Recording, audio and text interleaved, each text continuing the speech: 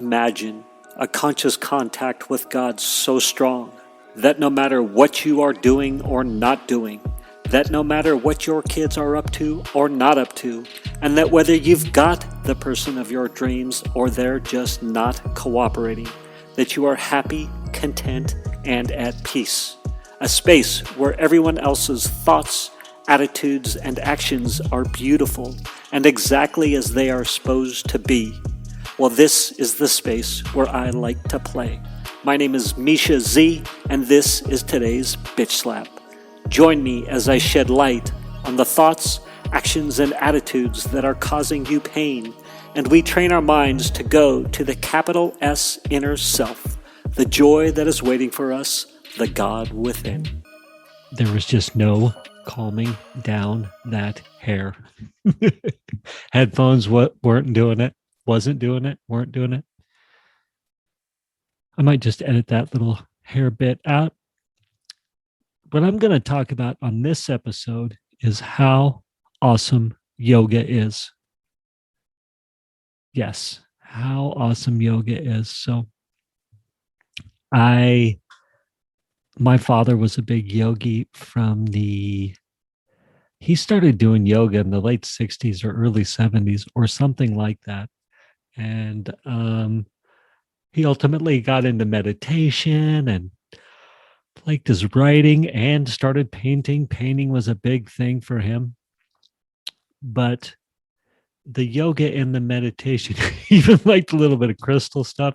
As I've said before, he was a redneck from Wyoming, a mountain man who liked his hippie stuff.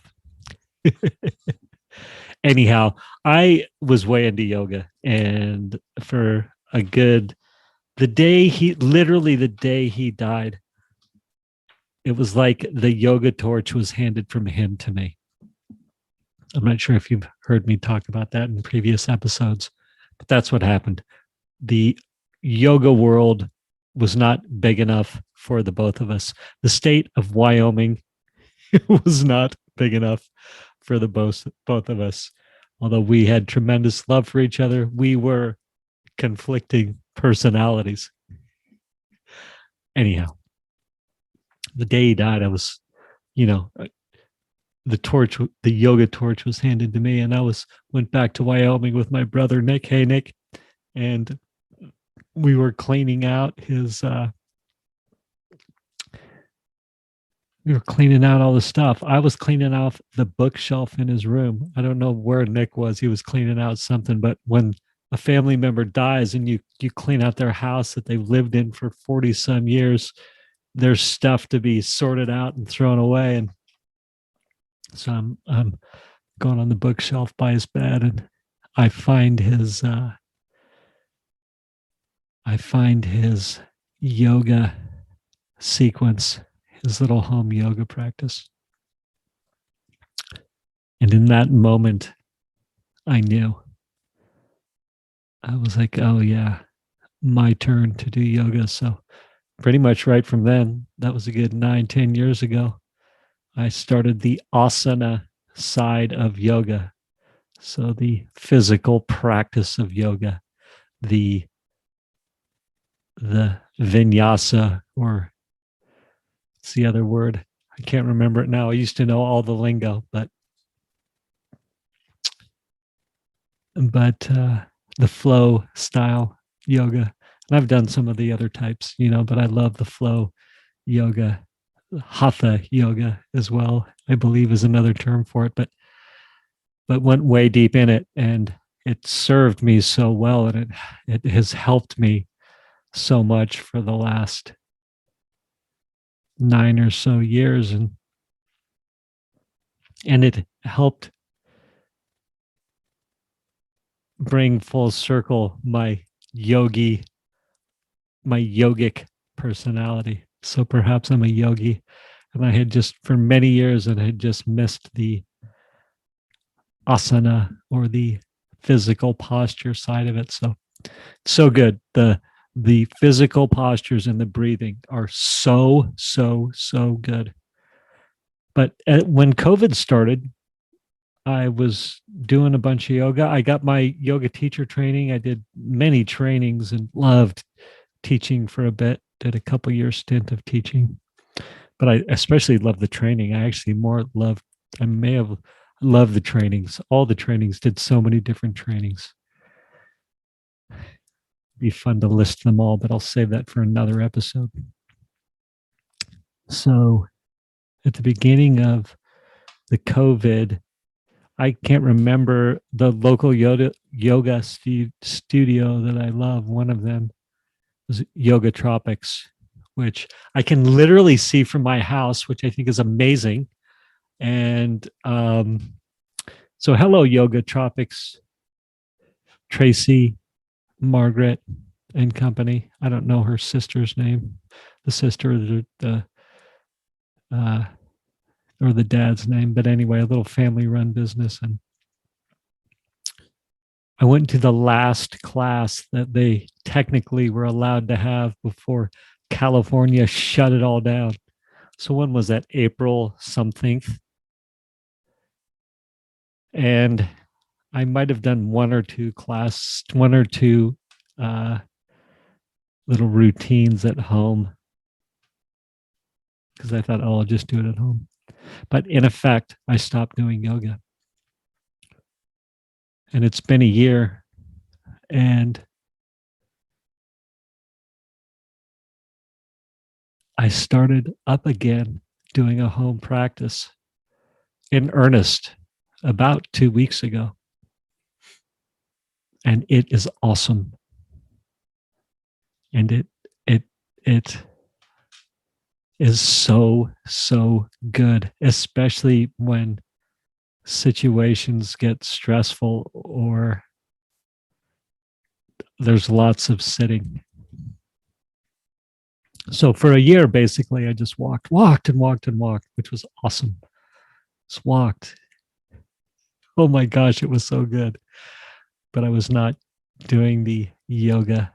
And so to start again 2 weeks ago and to reopen the body and stretch it out, and the heart opening and the back bends and the forward bends and the hip stretching and the twisting and the, oh my gosh, the just all of it is so good, and it just lets out all that energy that gets trapped in your body and your joints and your muscles. In mine, I'll speak for me. So it's so powerful to start stretching and opening. I can literally see myself physically like reopening up, getting longer. And it was interesting because I started seeing myself in the mirror and I felt like, gosh, am I just hunching over and like collapsing on myself? And I think that's the stress of this program that I'm in and all the walking. I don't know. And you know what triggered it too was I talked a couple episodes ago about, saying hi to a girl that I would see walking all the time. And I was like, I was like, I just thought, you know what? Physically, I feel so much better and I feel like I look better when I do the yoga. So there's selfishness there. That's what I'm trying to say. I was like, I got to get my butt in shape.